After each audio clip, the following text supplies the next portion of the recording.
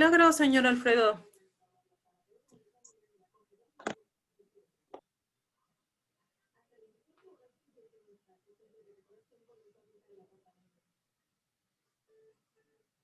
Buenas tardes. Ay, Diosito santo.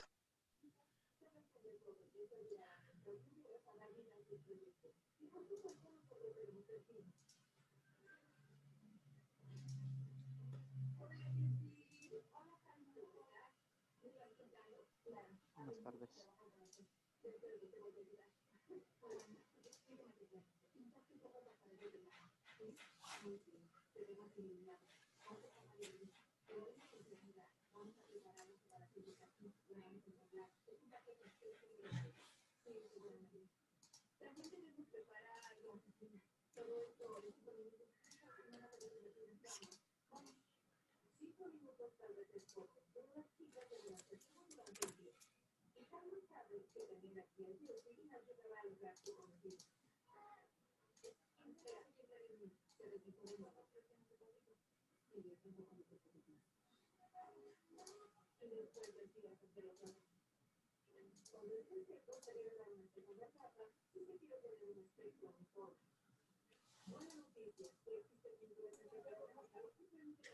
Buenas tardes, señorita Estela. Hola, buenas tardes. Empezamos en unos momentos, por favor. Sí, Miss, muchas gracias. De nada, usted.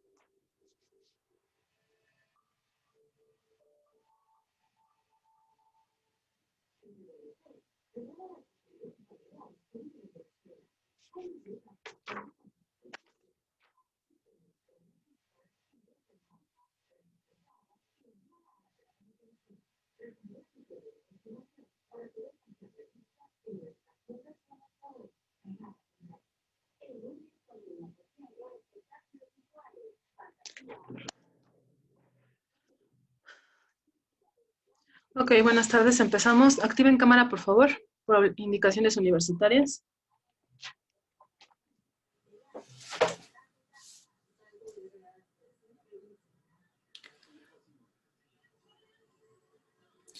Comenzamos a tomar asistencia. Ya nos otorgaron las listas oficiales de escolar.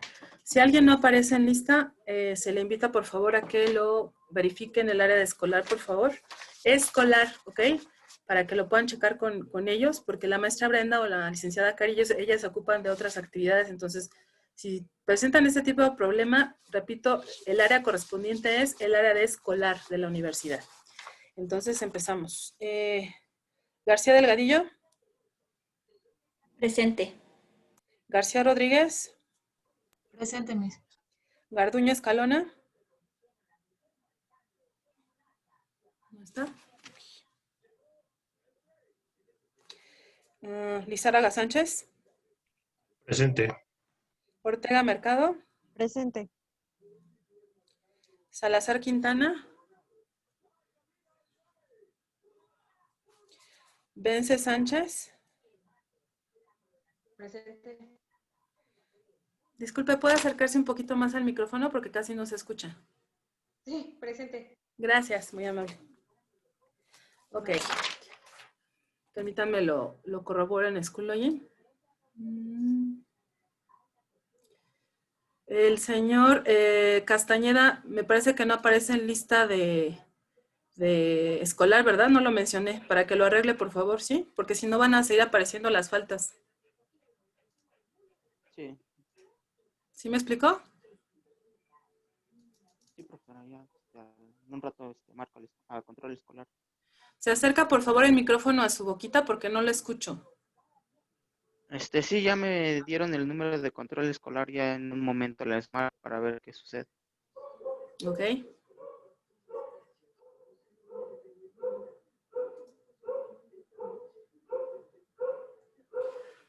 Muy bien. Les voy a leer la tarea que ya está publicada. Esa es la tarea para la siguiente semana, ¿ok? Para que si existe alguna duda, de una vez lo aclaremos y puedan realizar su tarea conforme se da la indicación, ¿ok? La tarea está al final de la plataforma, al final de la página. Se llama Tarea 2, 23 de enero 2021. Consiste en lo siguiente. Cada uno de ustedes investigarán los conceptos que veamos el día de hoy y su aplicabilidad en México, así como un análisis personal y crítico en al menos 150 palabras de cómo afecta este tipo de conceptos tanto en México como a la empresa donde actualmente laboran, puede ser empresa o institución pública, no sé, depende de cada uno, cómo afectan estos conceptos a la empresa donde actualmente laboran o donde trabajaron si es que en este momento no están laborando, ¿sí? El formato de entrega, por favor, es digital, no es a mano, ¿sí? Es digital. Todas las tareas que se dejan en esta materia son digitales, a menos que yo se los indique en las instrucciones de la tarea, ¿sale? Entonces, aquella tarea que se me vuelva a entregar a mano, la voy a calificar sobre 0, no sobre 50, sobre 80 ni sobre 70, ¿sale? Porque es por protocolo tanto de licenciatura, escolarizada y sabatina, como de la universidad, ¿ok? Entonces, por favor, cuiden que sea en formato digital, tipo de letra, ya saben, Arial 11, interlineado 1.5, ¿sí? La redacción es requisito indispensable, ortografía también, y el uso de referencias son al menos dos en formato APA, ¿ok? ¿Existe alguna duda de la tarea?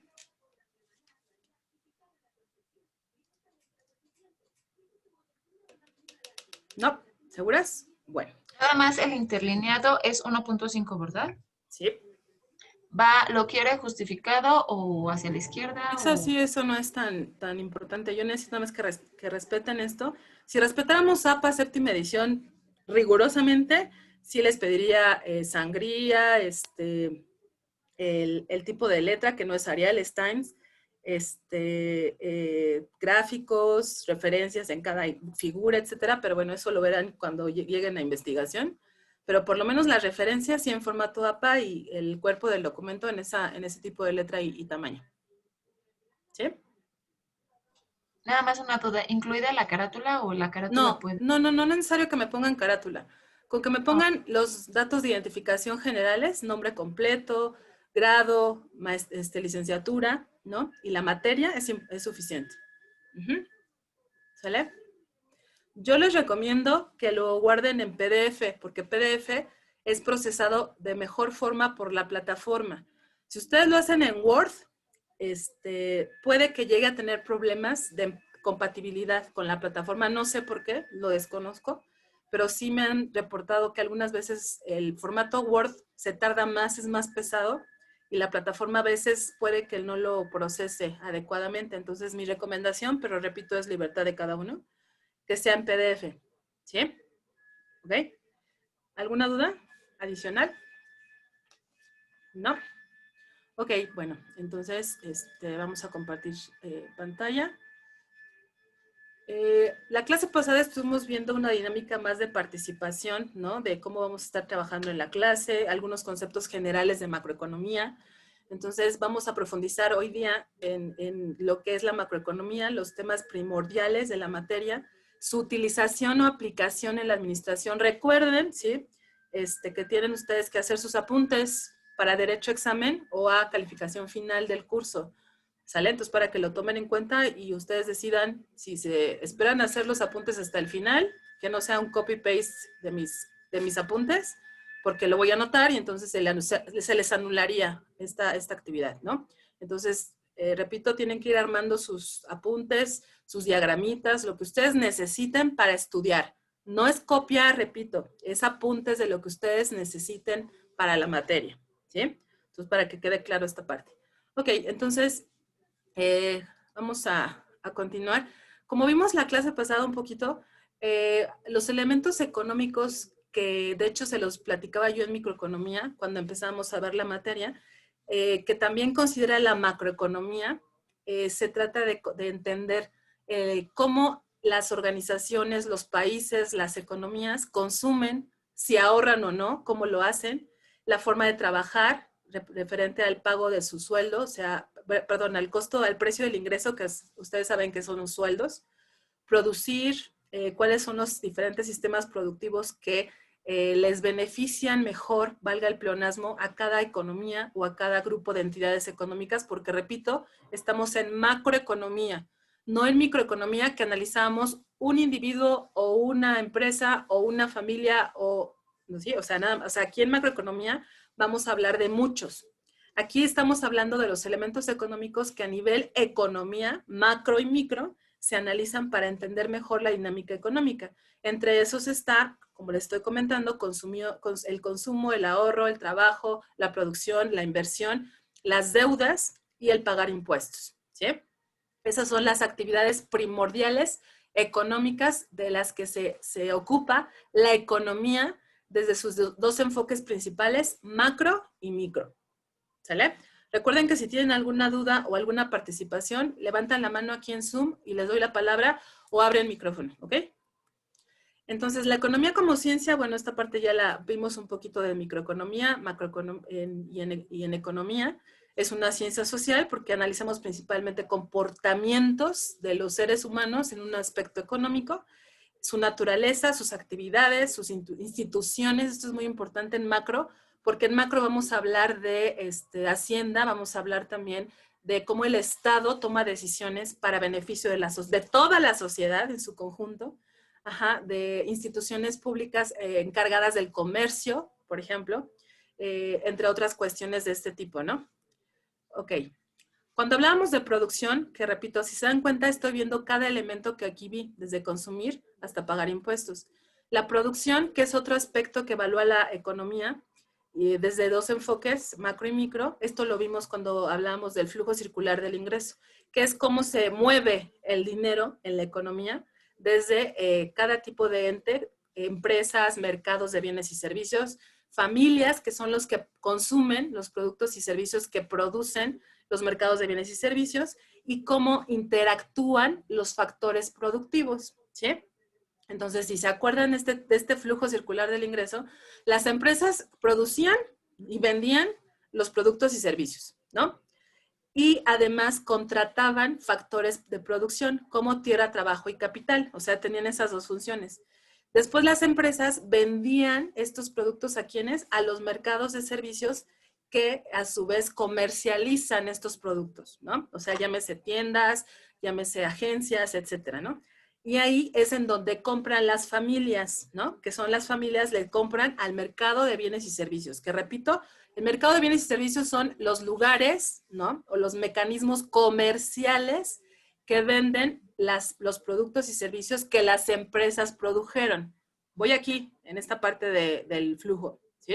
Todo esto se supone que ya lo saben, ya lo vimos en microeconomía. Ajá. Nada más lo estoy repasando para que tomen sus notas y puedan refrescar el conocimiento. Entonces, las familias, que son las personas o el grupo de hogares, van a comprar, repito, los bienes y servicios que los mercados de estos artículos venden porque le compraron eso a las empresas. Ya que las familias hayan consumido estos bienes y servicios, también van a ser las encargadas de producir el factor humano, es decir, el contratarse en alguna empresa, ¿no? O en alguna industria, que es el siguiente mercado de factores de la producción, para que a su vez estos les renten ese factor humano a las empresas que necesitan contratar personal para producir los bienes y servicios que le van a vender al mercado de bienes y servicios, y que a su vez las familias puedan comprar estos bienes y servicios. No sé si pueden percibir o entender la parte esta de cómo fluye el ingreso en la economía, ¿sí?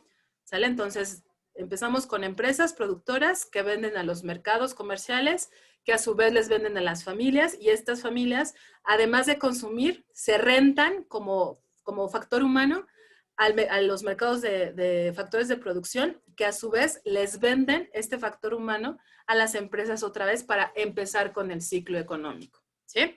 ¿Hay alguna duda? ¿Hasta ahorita? ¿Sale? Si se acuerdan, esto fue lo que vimos en microeconomía. ¿Sí recuerdan? Ok. Entonces, ¿cuál es la estructura y dinamismo del sistema productivo? Señor Castañeda, ¿me ayuda a leer, por favor? Producción, la obtención o elaboración de bienes materiales y o servicios mediante la aportación de trabajo. Sistema productivo, el conjunto de agentes y relaciones productivas que tienen lugar en un espacio determinado. Los principales agentes económicos son las empresas. Se habla de sistema productivo porque existe relación entre los elementos que lo componen y porque se encuentran en un hábito común. ¿Me lo explica, por favor?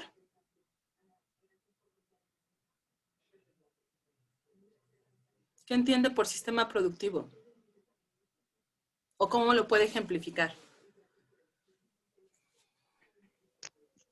Pues sistema productivo sería lo que acaba de explicar usted, lo de las empresas que le venden a los mercados y los mercados a las familias y así, bueno, eso yo lo entiendo como el sistema ¿Me productivo. da un ejemplo, por favor? Eh, bueno, las empresas de internet, bueno, ellas venden a diferentes, nos venden que es un servicio y nosotros a la vez lo compramos y después surgen varias necesidades, como por ejemplo es muy lento y ellos se ven en la necesidad de mejorar la calidad y es lo que se va repitiendo porque cada vez los sistemas necesitan una poca de velocidad más alta. Ok. Entonces, ¿cómo funciona el mecanismo en ese ejemplo de las empresas de internet? ¿Quiénes son empresas? ¿Quiénes son mercado productivo? ¿Quiénes son los consumidores finales o familias? ¿Quiénes son los mercados de factores de producción en su ejemplo?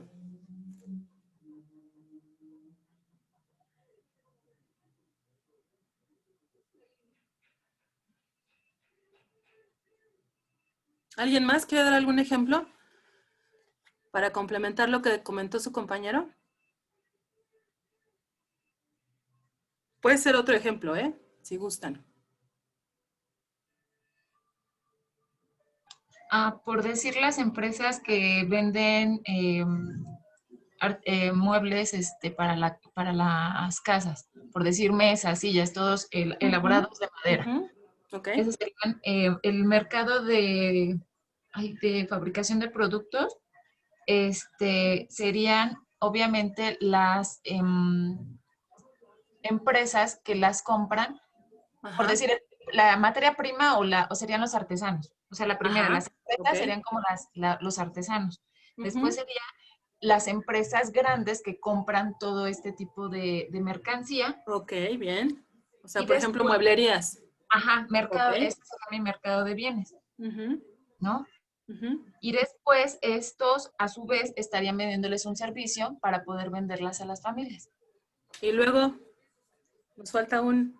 Las familias, bueno, las personas que no son las familias, se venden o se contratan, se alquilan, Ajá, perdón, ajá, alquilan, se ajá, contratan para ajá. poder generar Exacto. este material para Bien. la elaboración de las sillas Muy bien, o de los gracias, muebles. Ivonne. Bien, bien, es un buen ejemplo, es un ejemplo claro, complementando un poco lo que mencionaba el señor Castañeda. Aquí lo que hay que dejar claro, señores, señoritas, es cómo funciona este mecanismo para que ustedes detecten como empresarios o futuros empresarios en dónde entra su labor, o sea, en dónde pueden ustedes generar estrategias. A lo mejor valdría la pena capacitar mejor al personal que va a entrar a contratarse en una nueva empresa, ¿no? Por ejemplo, a mí se me imagina bajo este mismo ejemplo de Ivonne, de las mueblerías o de las empresas dedicadas a la fabricación de productos de madera, generalmente, no quiere decir que siempre, estas personas tienen un nivel educativo muy básico, ¿sí? Entonces, tal vez valdría la pena capacitarlos en el manejo de maquinaria más especializada, darles la oportunidad de completar una escuela, una educación técnica, ¿no? Que sea adecuada para aprovechar esa educación de los trabajadores que se contratan en este tipo de fábricas y entonces elevar la productividad de estas empresas, ¿no? Entonces se convierte en un círculo virtuoso, ¿no? Porque entonces cuando hay capacitación del personal, la productividad de una empresa, ustedes lo saben, sube, mejora. Entonces, justamente el conocer esta dinámica les permite a ustedes como empresarios, repito, generar estrategias y tácticas para mejorar su empresa o la empresa donde están actualmente laborando, ¿no? Muy bien, gracias, Ivonne. Gracias, señor Castañeda. Ok, continuamos entonces. Nivel de precios e inflación fue otro concepto que habíamos visto. Lo estoy más o menos repitiendo para que quien no tomó nota la clase pasada de lo que cada uno investigó, ¿se acuerdan? Fue la dinámica que hicimos.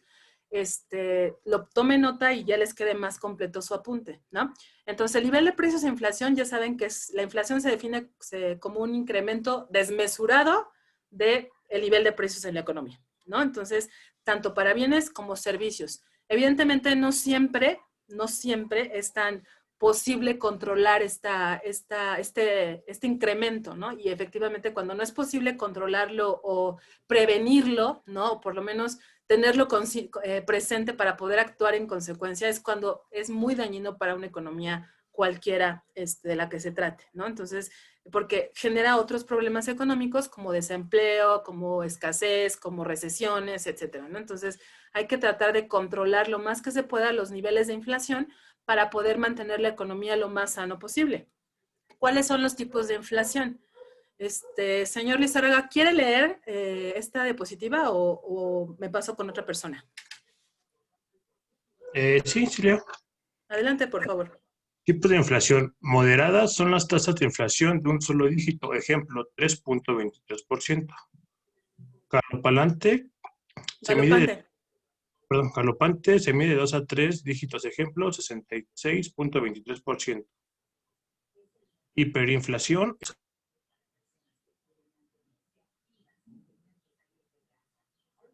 Se cerró su micrófono. No sé si sea yo o nada más. Ya no lo escuchamos. Fue mi micrófono. Ah. Hiperinflación es arriba de 3 dígitos, ejemplo, el 1000%. Ok, esos son los tipos, gracias. Esos son los tipos de inflación. Ok, ahorita van a hacer un pequeño ejercicio, por favor, para que estén muy atentos de qué significa cada uno, ¿no? Entonces, deflación es el efecto contrario a la inflación. Es conocida también como inflación negativa. En este caso, y contrario a la inflación, se produce cuando hay una caída en los precios.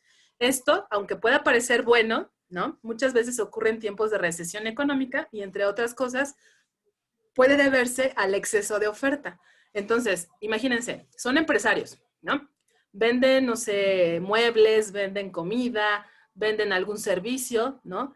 Imagínense qué pasa con sus costos cuando hay demasiada oferta. Oferta, acuérdense que lo vimos en microeconomía. ¿Qué significa oferta? ¿Sí recuerdan? Lo que podemos ofrecer a la gente, lo que tenemos para vender. Exacto, muy bien, Estelita, ¿sí? Para producir y vender, ¿no? Entonces, cuando hay exceso de ventas o exceso de cantidad producida, de entrada, si hay demasiado producto, ¿sí? ¿Qué pasa con sus costos de almacenaje? ¿Bajan o suben? Así básico. Bajan. ¿Bajan cuando hay demasiada producción? No, o sea que los precios de los productos bajan demasiado. Pero yo no estoy hablando de los precios, Ivonne. Estoy hablando de la producción, cantidad producida, o sea, bienes y servicios que se producen en unidades. Cuando hay mucha producción, ¿qué pasa si no se vende? Si no se vende, ¿qué pasa con sus empresas, con sus costos de almacenaje y logística? ¿Suben o bajan? Suben. Suben. Exacto. ¿Sí? Cuando hay demasiado que produzco en una empresa y no lo alcanzo a vender o a colocar, aumenta la cantidad de esos productos o esas unidades y las tengo que procurar porque si no se me echan a perder y ya perdí, ¿están de acuerdo? Pero ¿qué pasa cuando hay demasiada venta? O sea, demasiada cantidad de productos que vender, ¿sí? ¿Qué pasa con los precios? O sea, para poderlos, ¿se acuerdan que vimos ley de oferta y de demanda? Para poder sacar el producto que yo estoy generando en demasía o en mucha cantidad, tengo que bajar los precios, o sea, generar un efecto deflacionario, ¿sí? Para que salgan y no se me queden y aumenten mis costos de almacenaje y logística, ¿cierto? Entonces, ese es un fenómeno deflacionario, ¿ok? Entonces, si ustedes como empresa no tienen las potencialidades, habilidades, capacitaciones, recursos, equipo, tecnología, preparación, etcétera, para poder hacer o para poder colocar y vender los productos que ustedes producen, valga la redundancia, entonces van a caer en este efecto de deflación, van a bajar los precios en demasía para que se puedan vender de los productos que produjeron en cantidades muy, muy grandes, y entonces va a llegar un momento en que no van a tener ganancias, y si no hay ganancia, o cierra la empresa o van a tener que despedir gente y caemos en un problema de ¿qué? De desempleo. O sea, fíjense cómo no siempre es bueno que los precios de un producto o de un servicio bajen así radicalmente. O muy rápido o que bajen en mucha intensidad. ¿Sí me expliqué en este fenómeno o no?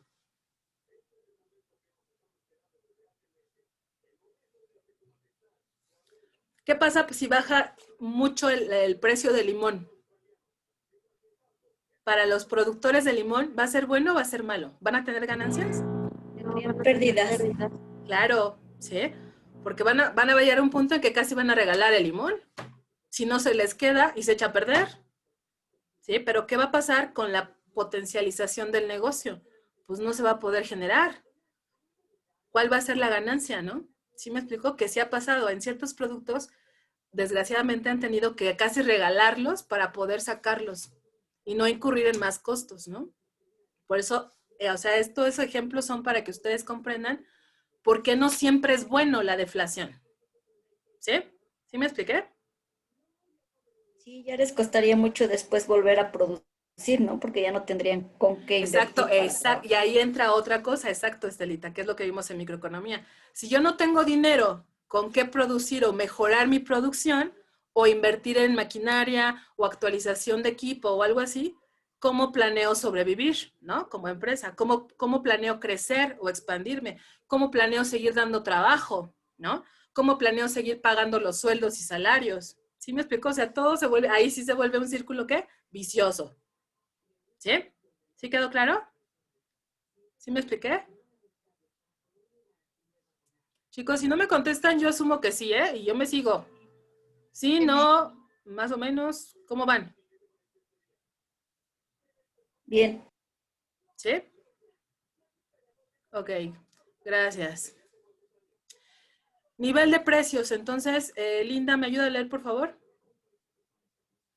Sí, nivel de precios. Se define como una medida de los precios y bienes de un país. Se tienen diversos aspectos en cuenta para calcularlos, relacionados con la importancia que tengan para los consumidores y ciudadanos, y expresa el nivel medio que pueden tener cada uno de los bienes. Muchas gracias. No sé, Marita, ¿puede activar su cámara? Es que no me aparece en cámara. No sé si sea cuestión de la red. Maestra, lo que pasa es que le estoy dando de comer a mi Sí, cierto, bebé. ya me acordé, mamá, nueva. Discúlpeme, perdón. Perdón. No, ni me Sí, diga, al gracias. contrario, no me acordaba. No, una disculpa, no me acordaba. Ok, entonces Gracias. nos decía Linda que para ajustar o para establecer los precios a sus productos o servicios que venden en la empresa donde trabajan o donde van a trabajar, donde trabajaron, no se hace arbitrariamente. Se tiene que hacer de acuerdo al perfil de su segmento meta, o sea, perfil, no sé si llevaron mercadotecnia. En esa materia les enseñan que el perfil del segmento se refiere a las características socioeconómicas, generales o de género, de estilos de vida, de costumbres, de valores, psicográficas, ¿no? Para poder ajustar precios que puedan ser justos para el mercado y para el producto que yo quiero vender. O sea, se trata de un ganar-ganar, ¿no? O sea, no solamente voy a malbaratar mis productos con tal de tener muchas ventas, porque entonces, repito, ¿cuál va a ser la ganancia o la utilidad para la empresa? Pero tampoco se trata de establecer precios inalcanzables para el público, ¿no? Para sus clientes, que en este caso corresponden al segmento meta al que se están dirigiendo. Eso significa segmento meta, ¿sí? Y de eso depende el nivel de precios que ustedes fijen para sus diferentes productos y servicios, ¿ok? Entonces, ¿cómo podemos calcular el nivel de precios? Por ejemplo, en países como Estados Unidos, se toman ciertos productos considerados básicos, como acá canasta básica. Allá se eligen aleatoriamente algunos productos que son básicos para el estilo de vida del americano. Y entonces se saca un promedio semanal. Se calcula el precio de esta canasta para de esta forma obtener el nivel de precios nacionales.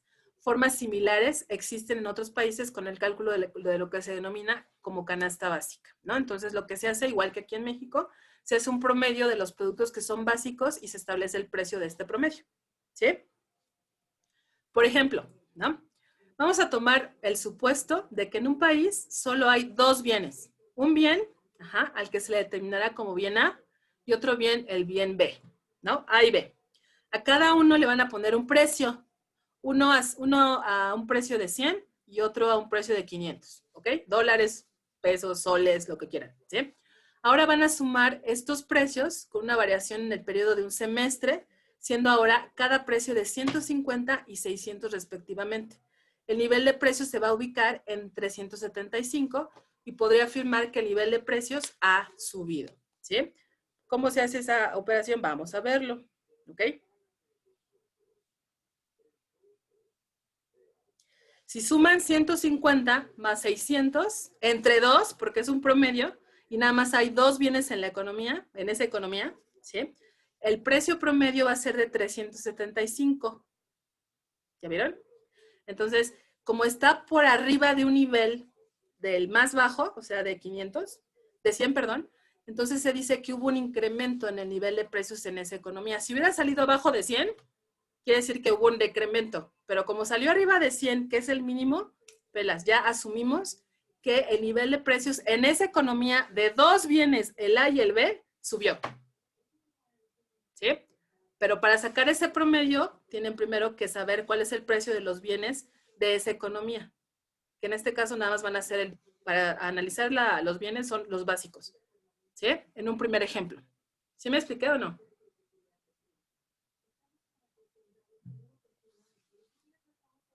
¿Sí o no, chicos? Sí, Miss. ¿Sí? Pero aquí nada más son dos bienes. Imagínense cuando son más de dos, o sea, son 50, son 20, son 15, son N. Aquí es cuando nos apoyamos de los econometristas, ¿no? Que ellos se encargan justamente de ver la parte numérica de la economía. O sea, ustedes no son, calma, o sea, ustedes pueden diseñar estrategias para establecer precios de 100 o de 500 de acuerdo al tipo de bien, al tipo de segmento meta y a los factores ambientales de esa economía. ¿Cuáles son?